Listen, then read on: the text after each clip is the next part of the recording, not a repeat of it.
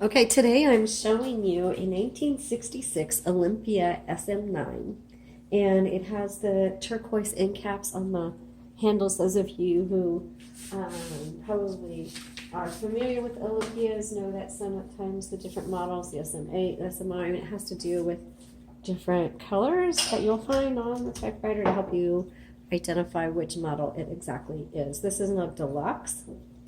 And Olympias are very good typewriters, very quality.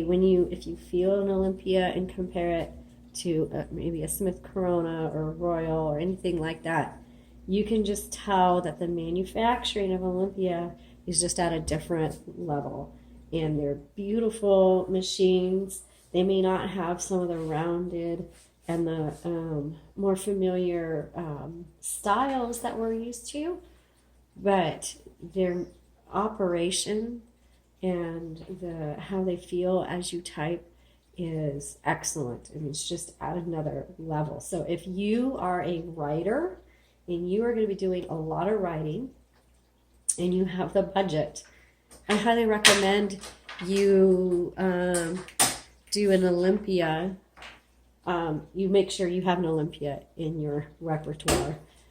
Because you will not be disappointed. It will quickly become your favorite typewriter. Okay, let's take a look at this. First of all, they have carriage locks. So in transportation, you should lock your carriage when you get one. Most likely the carriage has been locked. So like here's the carriage release. It's not gonna do anything, go anywhere. And so if you get it and you're wondering why the carriage won't move, it's probably because it's locked. And this is the switch right here, and you just pop that, and if you saw it kind of jiggled a little bit, that means it's unlocked now. So you can press that, and there's your carriage. So, okay, let's take a little bit more at the carriage. Back here on the right side is a lever that you just press in. Yeah, let me do it from the side. And that pops up. Your paper holder. That's a really nice one. That's cool. Then you just pop that back in there. I'll be really honest, and I've probably said in my other videos, I still don't know what this is. So if any of you know what it is, I can see the parts that are moving, but I cannot figure out what it's supposed to do. But that's something right there. Your paper release is going to be right here. So it releases the tension on your paper. And then this is your carriage release, as I showed you before. This is a manual, so your return handle is right here. You don't need to plug it in. It's all manual.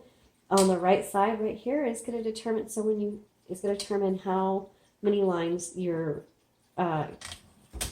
carriage will advance. So when you press it over to the beginning, it's either going to be 1.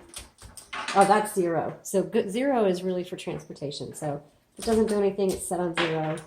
Here's 1, 2, 3. Okay. Try to set it back to 1 right there. Okay.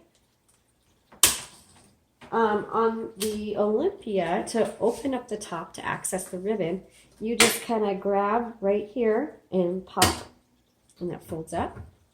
You'll see the ribbon right here. Luckily, they take universal ribbon, so we've put in a new one. It just has these little metal spring-loaded holders. They're really kind of unnecessary, but they are there. You just pull them back and then pull the ribbon up, and that's all you need to do. The guide wire is right here. Make sure they are properly threaded through. They thread a little bit differently than the Smith Coronas, so just make sure here it popped out on this side. Let me put that back in there. Otherwise, it's not going to work very well. And then also, when you want to change the direction of your ribbon, this is how you do it. It's right here. Just back and forth. And you can do it on either side.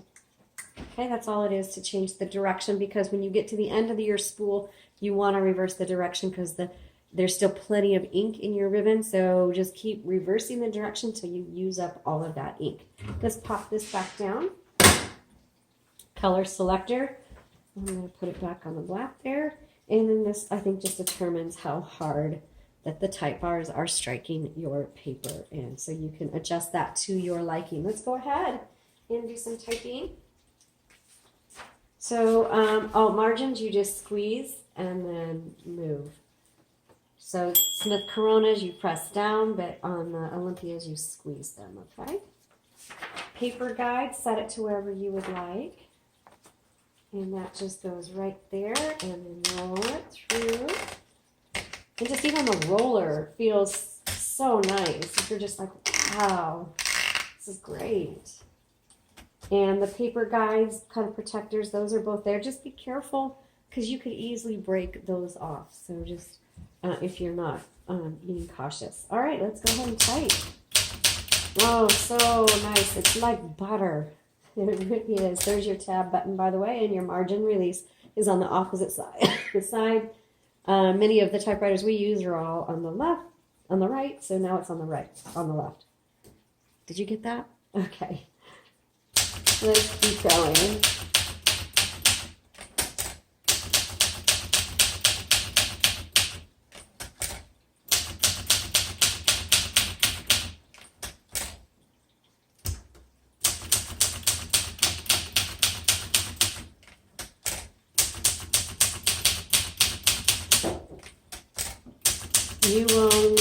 You will not regret having an Olympia. Beautiful working machines. Oh, I just love this. I haven't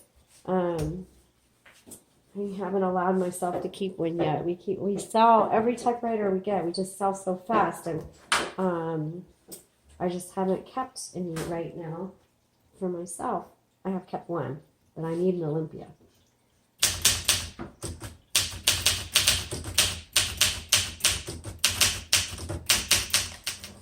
Okay, let's do that sentence again.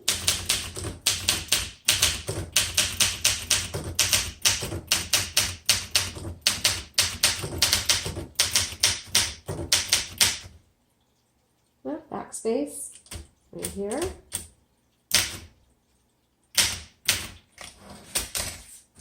And we'll do the caps.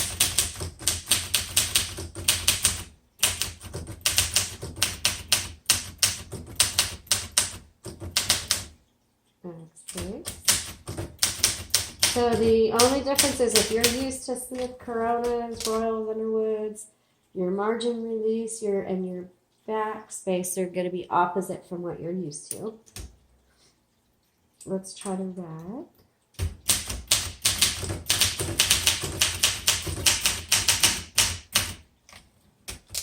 So this is a beautiful backspace. Smooth. Operational, terrible grammar right now. But either way, it's a great machine. Don't judge me for my choice of words right now. I'm trying to think ahead, but it's an excellent choice for writers. Margin release. Writers and poets. Anything. Gosh, boy, I can't type today. Anything for regular use. Gosh, amazing. It's just an amazing typewriter.